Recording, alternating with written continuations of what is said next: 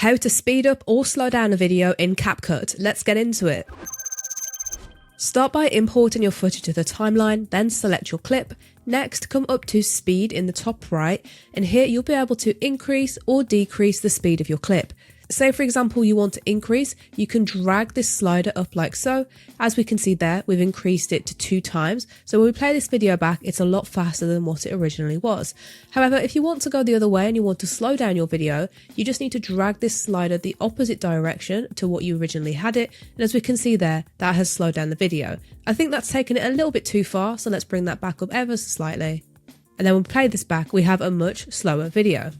You do have the option to have smooth slow motion, but you do need to have a pro subscription for that. I'm just going to enable this just for this example.